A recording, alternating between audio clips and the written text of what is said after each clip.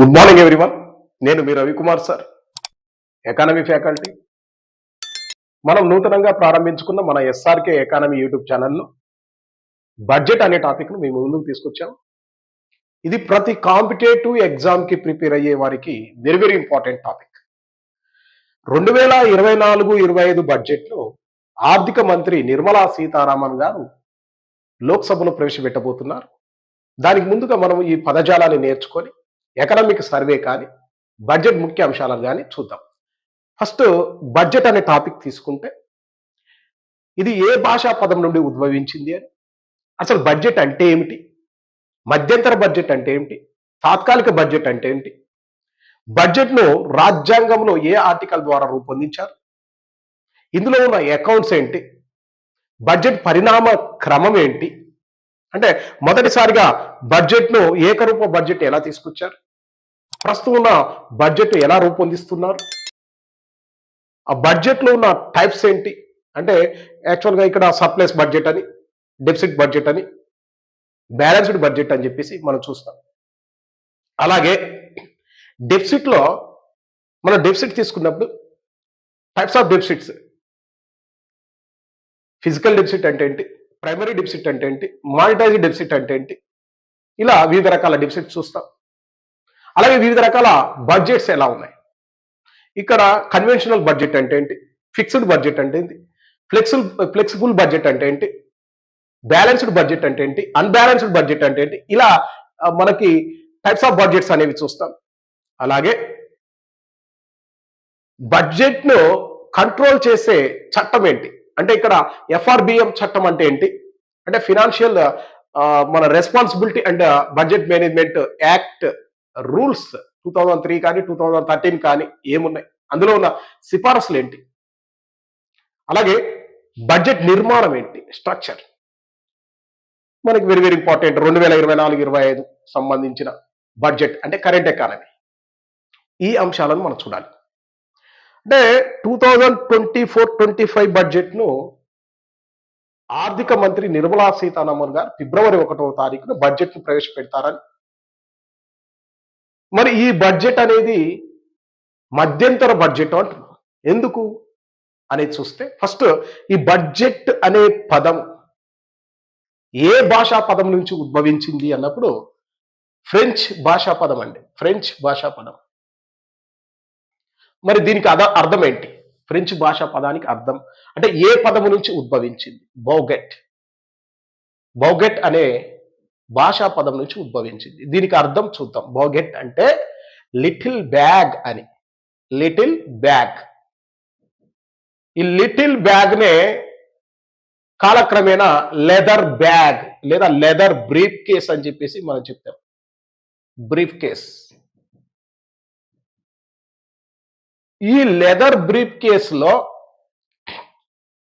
అసలు ఏం తీసుకెళ్తారు, చట్టసభలకు వెళ్ళేటప్పుడు నాడు అంటే భారతదేశాన్ని పరిపాలించిన బ్రిటిష్ వారు కూడా ఈ లెదర్ బ్రీఫ్ కేసును తీసుకెళ్తూ అందులో ఇన్కమ్ అండ్ ఎక్స్పెండిచర్ కు సంబంధించిన కరపత్రాలను తీసుకెళ్తారు.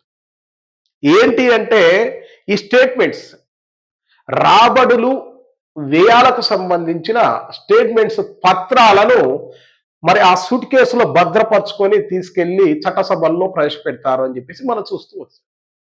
మొదట్లో దీన్ని ముదురు ఎరుపు సూట్ కేస్ అంటే డార్క్డ్ సూట్ కేసులో తీసుకెళ్లేవారు. తర్వాత క్రమేణా బాయికాత అంటే ఏంది, పాలం paper wrapped in red cloth అంటే ఎర్ర వస్త్రంలో చుట్టిన పద్దు కాగితాలను తీసుకెళ్లేవారు. ఇప్పుడు తర్వాత ఏమైంది ఆటోమేటిక్ గా అంటే ప్రెసెంట్ ఉన్న సిచ్యువేషన్ లో డిజిటల్ వ్యవస్థ అనేది మనకి ఆర్థిక వ్యవస్థలో వచ్చింది. దాన్ని ఆ డిజిటల్ బాటలో గత 3 పర్యాయాలు కూడా అంటే ఏంటి అంటే 2021-22 బడ్జెట్, 2022-23 మరియు 2023-24లో ఆర్థిక మంత్రి నిర్మలా సీతారామన్ గారు బడ్జెట్ ప్రవేశపెట్టేటప్పుడు మేడ్ ఇన్ ఇండియా ద్వారా తయారు చేసిన ట్యాబ్ లో బడ్జెట్ ను పొందుపరిచి పార్లమెంట్ లో ముందుంచారని చెప్పేసి మనం చెప్పచ్చు. ఇలా మనం చూడొచ్చు. మరి బడ్జెట్ ను ప్రభుత్వం సాధారణంగా ఒక ఆర్థిక సంవత్సరానికి, దీన్ని ఫైనాన్షియల్ ఇయర్ అంటుంది. ఫైనాన్షియల్ ఇయర్ ఎలా ఉంటుంది, ఫైనాన్షియల్ ఇయర్ అంటే ఏప్రిల్ 1 టు మార్చి 31కు ఎండ్ అవుతుంది. ఫర్ ఎగ్జాంపుల్ మనకి 2024-25 బడ్జెట్ ప్రవేశపెడుతున్నారు కదా. ఎప్పుడు ప్రవేశపెడుతున్నారండి? ఫిబ్రవరి 1వ తారీఖున మరి యాక్చువల్‌గా లోక్‌సభలో అంటే పార్లమెంట్ ముందు నిర్మలా సీతారామన్ గారు ప్రవేశపెడతారు. అది కూడా డిజిటల్ రూపంలో ప్రవేశపెడుతుంది. అయితే ఈ ఫిబ్రవరి 1కి ముందు అంటే మనకి జనవరి 31వ తారీఖున ఎకనామిక్ సర్వేను రిలీజ్ చేస్తారు. ఎకనామిక్ సర్వే అంటే యాక్చువల్‌గా 2023 24కు సంబంధించిన అప్పుడు ప్రవేశపెట్టిన బడ్జెట్‌కు సంబంధించిన వాటిని ఎట్లా ఖర్చు చేశారు? అంటే మనకి ఆ రాబడులు ఎట్లున్నాయి? తర్వాత వ్యయాలు ఎట్లున్నాయి? దానికి సంబంధించిన అంశాలను కూడా వివిధ రంగాలలో ఎట్లా ఖర్చు పెట్టాము? 2023, 24కు సంబంధించిన ఆర్థిక సర్వేను, ఎకనామిక్ సర్వేను మనకి జనవరి 31వ తారీఖున అనగా రేపు రిలీజ్ చేయబోతున్నారనేది గమనించండి.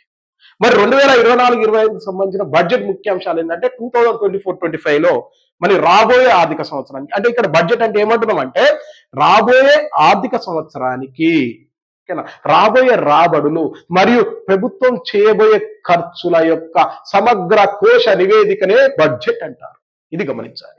అయితే ఇలా ఫిబ్రవరి 1వ తారీఖున ప్రవేశపెడుతున్నాం ఒక ఆర్థిక సంవత్సరానికి అనేది గమనించండి. ఒక ఫినాన్షియల్ ఇయర్ కు ఒక బడ్జెట్ ను ప్రవేశపెడతారు.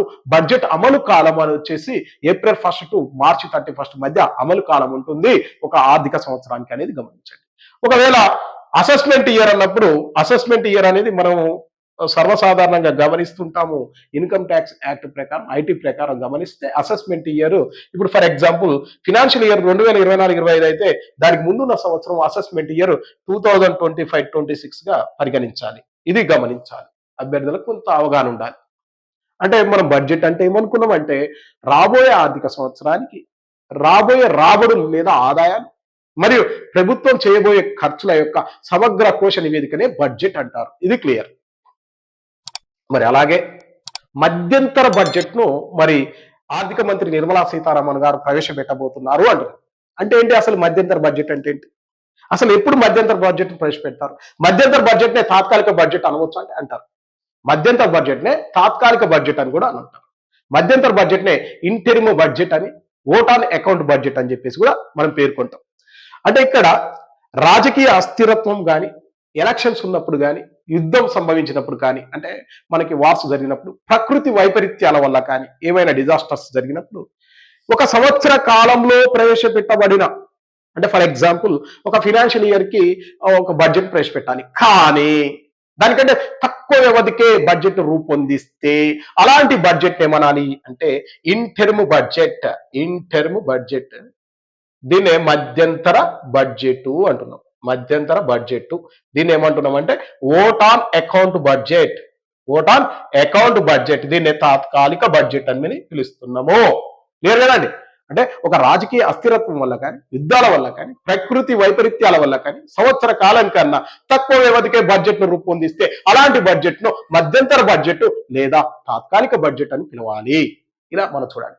అలాగే మరి ఈ బడ్జెట్ ఇందులో అసలు ఏముంటాయి అంటే వ్యయానికి సంబంధించిన వివరాలు ఉంటే చాలండి. మరి రాబడులకు సంబంధించిన వివరాలు ఉండకూడదా అంటే తప్పనిసరి కాదు. అంటే ఉండొచ్చు ఉండకపోవచ్చు. ఇప్పుడు రేపు ఎలక్షన్స్ ఉన్నాయి. ఇప్పుడు ఎగ్జాంపుల్ మార్చ్ ఏప్రిల్లో ఎలక్షన్స్ జరిగినాయి అనుకోండి, జూలైలో మనకి మళ్ళీ కొత్త ప్రభుత్వం ఏర్పడుతుంది. మరి అప్పటి వరకు అంటే ఏప్రిల్ నుంచి జూలై వరకు ప్రభుత్వానికి వ్యయం ఉంటుంది కదా. మరి అలాంటప్పుడు ఆ వ్యయాన్ని చేయాలంటే కంపల్సరీ ముందే ఈ బడ్జెట్ ను ఆమోదించుకోవాలి.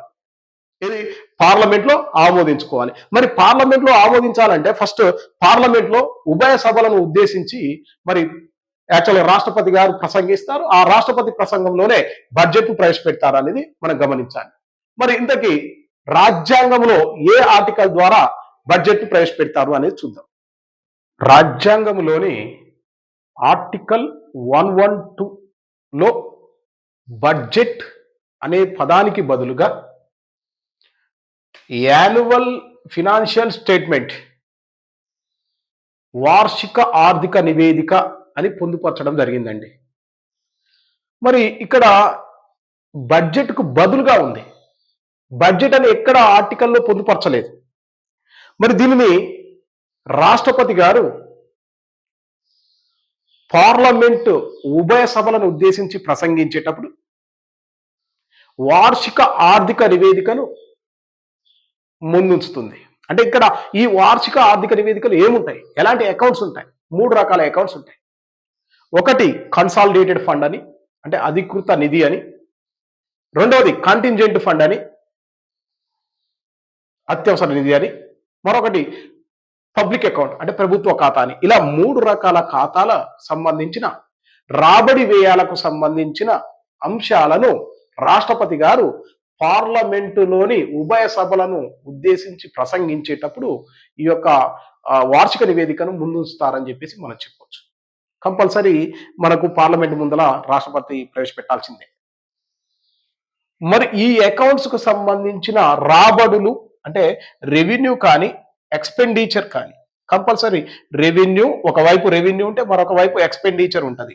ఎలా మనకి ఈ యొక్క అకౌంట్లలో రెవెన్యూ ఎక్స్పెండిచర్ ఉంటుంది అనేది మనం గమనించాలి. రాబడులు ఎలా వస్తాయి, వాటిని ఎలా ఖర్చు చేస్తాం అనేది గమనించాలి. ఒక ప్రభుత్వానికి ప్రధాన ఆదాయ వనరులు ఏంటి? ఇప్పుడు ప్రస్తుతం భారతదేశంలో ప్రధాన ఆదాయ వనరులు పన్ను, ట్యాక్సెస్ రూపంలో పన్నులు అనేవి ఆదాయం వస్తే ప్రజా సంక్షేమం కోసం ప్రభుత్వం ఖర్చు చేయాలి. ఇలా మనం చూడాలి. అంటే ప్రజాధనం ఏంటి అనేది గమనించాలి. మరి ఈ 3 వార్షిక నివేదికలు ఏవైతే ఉన్నాయో, వార్షిక ఆర్థిక నివేదికలు ఏవైతే ఉన్నాయో, ఇవి 3 అకౌంట్స్ మనం ఎవరు ఆడిట్ చేస్తారు అంటే సిఏజీ వారు ఆడిట్ చేస్తారు. కంట్రోలర్ అండ్ ఆడిట్ జనరల్ వీరు ఆర్థిక మంత్రిత్వ శాఖ కింద ప్రధాన కార్యదర్శి కింద పనిచేస్తారని చెప్పేసి మనం చూడొచ్చు. ఇక్కడ ప్రస్తుత కాగ్ ఎవరు అని మనం పరిశీలిస్తే ఈయన ముర్ము.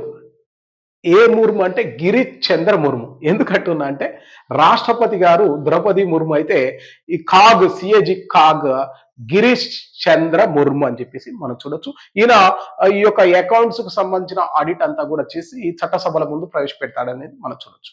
మరి ఇక్కడ 3 రకాల ఫండ్స్ ఉన్నాయి. ఇక్కడ 3 రకాల ఫండ్స్ ను ఈ టేబుల్ ప్రకారం చూడొచ్చు. మనం ఏంటంటే ఇక్కడ fund first consolidated fund, number 2 contingency fund, number 3 public accounts అనేది మనం చూస్తున్నాం. ఇక్కడ గమనించినట్లయితే ఫస్ట్ కన్సాలిడేటెడ్ ఫండ్ అనేది చూద్దాం. కన్సాలిడేటెడ్ ఫండ్ ఏంటి? అధికృత నిధి అంటున్నాం. ఏంటి ఈ యొక్క కన్సాలిడేటెడ్ ఎందుకు తీసుకోవాలి? ఇందులో ఉన్న అంశాలు ఏంటి? అసలు ఎలా ఆదాయం వస్తుంది? రాబడులు ఏంటి, ఖర్చులు ఏంటి? ప్రతి దానికి ఒకవైపు రాబడులు ఉంటే ఇంకొక వైపు ఖర్చులు ఉంటాయి. వచ్చేది రెవెన్యూ ఆదాయం, దాన్ని రాబడి అంటాం. చేయబోయే ఖర్చులు, ఈ అంశాల గురించి పొందుపరుస్తారు.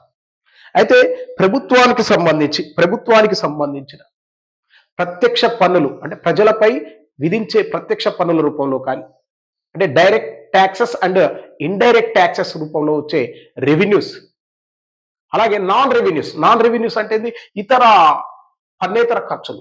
ఇవేంటి అంటే మనకు ఒకవేళ ఆదాయం సరిపోకపోతే రుణాలు తీసుకొస్తాం. ఈ రుణాలు కానీ, ఇంకా మనం గమనించినట్లయితే ఇతర వ్యక్తులకు ఇచ్చే రుణాలు, ఇతర వ్యక్తులకు కానీ సంస్థలకు కానీ ఏజెన్సీలకు కానీ ఇస్తే రుణాలు, ఆ రుణాలను ప్రభుత్వానికి ఇచ్చినట్లయితే వారి దగ్గర నుంచి వడ్డీ వచ్చినట్లయితే ఇవన్నీ కూడా ఆదాయాల కిందికి, రాబడుల కిందికి చూడొచ్చు. అంటే ఇతరులకు ఇచ్చిన రుణాలు మనం గమనించినట్లయితే ఒక విజయ్ మాల్యా, ఒక నీరజ్ మోదీ ఇలాంటి వాళ్ళు మరి రుణాలను ఏం చేశారు? ఎగవేతకు గురి చేశారు కదా. అలాంటప్పుడు మరి ఆదాయాలు ఏడుంటాయి? ఇలా అంటే ఒక కన్సాలిడేటెడ్ ఫండ్ కింద తీసుకుంటాం. మరి అలాగే ఇక్కడ ఎక్స్పెండిచర్ ఏముంటుంది అంటే అన్ని రకాల ఖర్చులు ఉంటాయి. ఇప్పుడు ఫర్ ఎగ్జాంపుల్ మనకు రాష్ట్రపతి జీతం దగ్గర నుంచి మొదలుకొని ప్రభుత్వ అధికారుల వరకు జీతాలు ఇచ్చినట్లయితే ఇవన్నీ కూడా కన్సాలిడేటెడ్ ఫండ్ నుంచే ఖర్చు చేస్తారు. అన్ని రకాల ఖర్చు చేస్తారు. ఇలా మనం పరిశీలించవచ్చు. మరి వీటిని కంట్రోలర్ ఆడిటర్ జనరల్ ఈ నిధులను ఏం చేస్తాడంటే ఆడిట్ చేస్తుంది. అలాగే వాటి నిర్వహణపై ఒక సంబంధిత చట్టసభల ముందర ఉంచుతుంది అనేది కూడా మనం పరిశీలన చేయాలి. మరి అలాగే ప్రతి రాష్ట్రం కూడా ఏం చేస్తుంది అంటే ఒకే విధమైన నిబంధనలతో కంపల్సరీ రాష్ట్రం యొక్క సొంత కన్సాలిడేటెడ్ ఫండ్ను మరి కంపల్సరీ కలిగి ఉంటుంది అనేది గమనించాలండి. ఇలా మనం చూడొచ్చు. రైట్, ఫస్ట్ ఏమంటున్నామంటే కన్సాలిడేటెడ్ ఫండ్ అంటున్నాం. ఆర్టికల్ తెలియజేస్తుంది అంటే 266. మనం సాధారణంగా మాట్లాడితే మనకు కన్సాలిడేటెడ్ ఫండ్ ఆర్టికల్ ఎంత అంటే 266. మనకు ఇంకో డెప్త్ వెళ్ళిపోతే 266 సబ్ క్లాస్ 1 అని చెప్పేసి మనం పేర్కొనవచ్చు. మరి ఆదాయం, ఇందులో వచ్చే ఆదాయం ఏముంటాయి కన్సాలిడేటెడ్ ఫండ్లు అంటే ట్యాక్సెస్, నాన్ ట్యాక్సెస్ రెవెన్యూ అంటే మనం చూసాం కదా, పన్నులు, పన్నేతర రాబడులు అంటే వీటితో పాటుగా రుణాలు, ఇతర వ్యక్తుల నుంచి వచ్చే రుణాలు, అలాగే వాటికి సంబంధించిన వడ్డీలన్నీ కూడా మనం తీసుకోవచ్చు. మరి ఎక్స్పెండిచర్ అన్ని రకాల ఖర్చులు అనేది గమనించండి. అలాగే ఇక్కడ మరి కంపల్సరీ పార్లమెంటరీకి సంబంధించిన ఆథరైజేషన్ అవసరమా, అంటే పార్లమెంట్ ఆమోదం అవసరమా, ఎప్పుడు అవసరం ఉంటుంది, మరి కన్సాలిడేటెడ్ ఫండ్ను ప్రవేశపెట్టాలన్నప్పుడు కంపల్సరీ ఖర్చు చేయక ముందే పార్లమెంట్ ఆమోదం అవసరం. అందుకే బడ్జెట్ ప్రవేశపెట్టాలి. అంటే ఖర్చు చేయకముందే కంపల్సరీ, ఖర్చు చేయకముందే పార్లమెంట్ అవసరము, పార్లమెంట్ ఆమోదం అవసరం అనేది గమనించండి. దేనికోసం అండి? అధికృత మూలధనం కోసము, కన్సాలిడేటెడ్ ఫండ్ కోసము కంపల్సరీ పార్లమెంట్ ఆమోదం అవసరము అని చెప్పేసి గమనించాలి. ఇది మనం కన్సాలిడేటెడ్ ఫండ్ గురించి మనం మాట్లాడి. మరొకటి ఏంటి? Contingency fund. ఈ కాంటింజెన్సీ ఫండ్ ఆఫ్ ఇండియా అసలు ఎవరి చేతిలో ఉంటుంది? రాష్ట్రపతి చేతిలో ఉంటుంది. రాష్ట్రపతి చేతిలో ఈ యొక్క కాంటింజెన్సీ ఫండ్ అనేది ఉంటుంది. మరి ఆర్టికల్ ఎంత అంటే 267 సబ్ క్లాస్ 1 గురించి తెలియజేస్తుంది.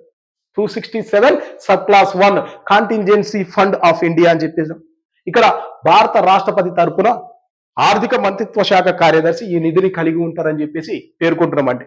అయితే ఈ ఫండ్ ఏదైతే ఉందో ఈ ఫండ్ ఊహించని వ్యయాన్ని తీర్చడానికి, అంటే ఊహించని వ్యయం అంటే అన్ఎక్స్పెక్టెడ్ ఎక్స్పెండిచర్. అంటే అన్ఎక్స్పెక్టెడ్ అంటే అనుకోకుండా ఏదైనా దుర్ఘటనలు సంభవించినప్పుడు, ఓకేనా, ఎలాంటి విపత్తులు జరిగించినప్పుడు కూడా మరి ఈ ఫండ్ నుంచి రాష్ట్రపతి గారు సాయం చేస్తారు.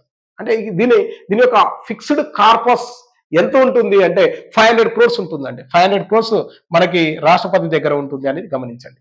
మరి దేనికోసం ఖర్చు చేస్తున్నామంటే ఊహించని ఖర్చుల కోసం మనం గమనించవచ్చు. మరి ఎప్పుడు పార్లమెంట్ ఆమోదం అవసరం అంటే ఆ పార్లమెంట్ ఆమోదం అవసరం ఉంటుంది. ఎప్పుడు అంటే ఖర్చు చేసిన తర్వాత ఉంటుంది, ఖర్చుకు ముందు కాదు. కన్సాలిడేటెడ్ ఫండ్ అయితేనే ఖర్చుకు ముందు ఉంటుంది. అదే కాంటింజెన్సీ ఫండ్ అయితే మాత్రం ఖర్చు చేసిన తర్వాత పార్లమెంట్ ఆమోదం అవసరము. ఇది గమనించాలి. ఇక మరొకటి పబ్లిక్ అకౌంట్స్. ఇక్కడ consolidated fund of India, public accounts రెండు ఒకటిలో భాగంగా మనం చెప్పొచ్చు. అంటే కన్సాలిడేటెడ్ ఫండ్ లో ఉన్న ఖర్చులు కాకుండా ఇతర ఖర్చులు మొత్తం కూడా పబ్లిక్ అకౌంట్స్ లో ఉంటాయి అనేది గమనించాలి. మరి ఆర్టికల్ ఏంటి? కన్సాలిడేటెడ్ ఫండ్ అనగానే మరి 266 అంటాం సబ్ క్లాస్ 1. మరి public accounts of India 266 sub class 2 very very important. మరి అలాగే ఇన్కమ్, ఆదాయం గురించి పరిశీలిస్తే కన్సాలిడేటెడ్ ఫండ్ కింద ఉన్నవి కాకుండా ఉన్న ప్రజాధనం మొత్తం కూడా మనకు పబ్లిక్ అకౌంట్స్ ఆఫ్ ఇండియాలో వస్తుంది అనేది మనం గమనించాలి. ఏముంటాయి మరి ఇందులో?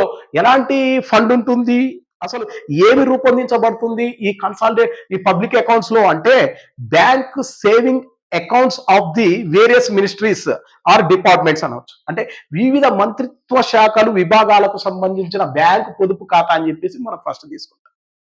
అలాగే జాతీయ చిన్న పొదుపు నిధి, దీన్ని ఏమంటామంటే నేషనల్ స్మాల్ సేవింగ్స్ ఫండ్ అంటారు. అలాగే ఇందులో ఇంకేముంటాయంటే రక్షణ నిధి, వెరీ వెరీ ఇంపార్టెంట్ అండి. రక్షణ నిధి ఎందులో ఉంటుంది? పబ్లిక్ అకౌంట్స్ లో ఉంటుంది రక్షణ నిధి. అలాగే జాతీయ పెట్టుబడి నిధి, దీనే నేషనల్ ఇన్వెస్ట్మెంట్ ఫండ్ అంటున్నాం. ఎలా వస్తుంది ఈ నేషనల్ ఇన్వెస్ట్మెంట్ ఫండ్? డిస్ఇన్వెస్ట్మెంట్ చేయడం ద్వారా మనకి ఈ యొక్క నేషనల్ ఇన్వెస్ట్మెంట్ ఫండ్ అనేది వస్తుంది. ఇది కూడా ఎందులో ఉంటుంది అంటే పబ్లిక్ అకౌంట్స్ లో ఉంటుంది. అలాగే మనకి నేషనల్ కాలమిటీ అండ్ కాంటింజెన్సీ ఫండ్, దీన్నే ఎన్సిసిఎఫ్ అంటున్నాం. అంటే ఏంటంటే జాతీయ విపత్తు మరియు ఆకస్మిక నిధి ఏదైతే ఉందో ఈ నిధి కూడా పబ్లిక్ అకౌంట్స్ లో భాగంగా మనం పరిశీలించాలి. అలాగే ప్రావిడెంట్ ఫండ్ కూడా పబ్లిక్ అకౌంట్స్ లోని భాగమే. అలాగే మనకి ఈ యొక్క పోస్టల్ ఇన్సూరెన్స్ కానీ మరియు సిమిలర్ ఫండ్స్ ఏవైనా కూడా అండ్ ఎక్సెట్రా ఏమున్నా సరే పబ్లిక్ అకౌంట్స్ లో భాగం. ఇవి ఎలా? కన్సాలిడేటెడ్ ఫండ్ కింద ఉండనివి, ఈ ప్రజాధనమే పబ్లిక్ అకౌంట్స్ లో భాగం. ఇవి ఆదాయాలు. మరొకటి ఏంటి? ఎక్స్పెండిచర్, ఖర్చు. ఖర్చు అన్నప్పుడు ఇక్కడ కన్సాలిడేటెడ్ ఫండ్ కింద ఉండనివి అంటే ఇతర ఖర్చులు ఏవైతే ఉన్నాయో అవన్నీ కూడా ప్రజాధనం ఖర్చులు, ప్రజా ఖర్చులు అని చెప్పేసి మనం చెప్తాం. మరి అలాగే ఇక్కడ కంపల్సరీ పార్లమెంట్ ఆమోదం అవసరమా? ఇది పబ్లిక్ అకౌంట్స్ లోకి వస్తే పార్లమెంట్ ఆమోదం అవసరము లేదు. ఇది వెరీ వెరీ ఇంపార్టెంట్. అదే మనం కన్సాలిడేటెడ్ ఫండ్ కింద చూస్తే పార్లమెంట్ ఆమోదం అవసరం ఎప్పుడు? ఖర్చుకు ముందు. అదే కాంటింజెన్సీ ఫండ్ కిందకి చూస్తే ఖర్చు చేసిన తర్వాత అవసరం. కానీ పబ్లిక్ అకౌంట్స్ లో చూస్తే మాత్రం అవసరం లేదు. ఇలా గమనించాలి. మరి వీటిని సిఏజీ వారు మరి వాటి యొక్క అకౌంట్స్ అన్నిటికీ కూడా ఆడిట్ చేసి కంపల్సరీ చట్టసభల ముందు ఉంచుతాయి. మరి యాక్చువల్గా రాష్ట్రపతికి సమర్పిస్తారు, రాష్ట్రపతి చట్టసభల ముందు ఉంచుతుంది అని చెప్పేసి మనం పేర్కొనవచ్చు. ఇలా మనం చూసినాం. మరొకటి ఏంటి అంటే బడ్జెట్ పరిణామ క్రమం ఏంటి? బడ్జెట్ పరిణామ క్రమం ఎలా? ఫస్ట్ మొదటిసారిగా బడ్జెట్ను ఎవరు ప్రవేశపెట్టారు అని. ఈ యొక్క బడ్జెట్ పరిణామ క్రమంలో భాగంగా భారత్లో స్వాతంత్రంకు ముందు బడ్జెట్ని ఎవరు ప్రవేశపెట్టారు, స్వాతంత్రం తర్వాత ఎప్పుడు మొదటిసారిగా బడ్జెట్ ప్రవేశపెట్టింది ఎవరు, రాజ్యాంగం అమల్లోకి వచ్చిన తర్వాత బడ్జెట్ ప్రవేశపెట్టింది ఎవరు, బడ్జెట్ మొదటిసారిగా ప్రవేశపెట్టిన ప్రధానమంత్రి ఎవరు, బడ్జెట్ మొదటిసారిగా ప్రవేశపెట్టిన మహిళా ప్రధాని ఎవరు, బడ్జెట్ అత్యధిక సార్లు ప్రవేశపెట్టిన ఆర్థిక మంత్రి ఎవరు, ఇప్పటి వరకు నిర్మలా సీతారామన్ గారు ఎన్ని బడ్జెట్లను ప్రవేశపెట్టారు. ఈ అంశాలను మనం నెక్స్ట్ క్లాస్లో చూద్దాం. కంపల్సరీ ఈ యొక్క మన ఛానల్ సబ్స్క్రైబ్ చేసుకోండి, అలాగే షేర్ చేయండి. Thank you so much.